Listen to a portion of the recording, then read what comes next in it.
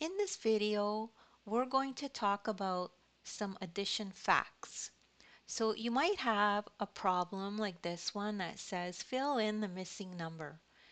And then you have a missing number plus 4 equals 6. So you might remember the fact that a number plus 4 equals 6. You might know it just off the top of your head. What number added to 4 will equal 6? But if you don't, you can use this number line.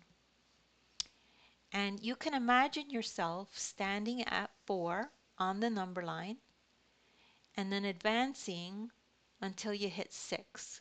So you advance 2 times. So we know that 2 plus 4 equals 6.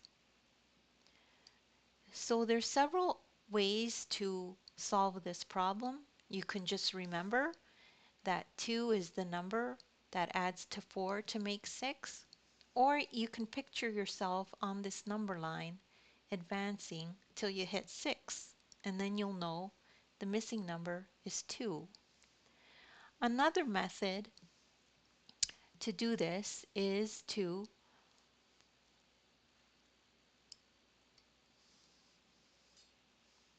use the numbers that are given to you in this problem. So 4 and 6, and you just subtract them. So 6 minus 4 equals 2. So you know the missing number is 2.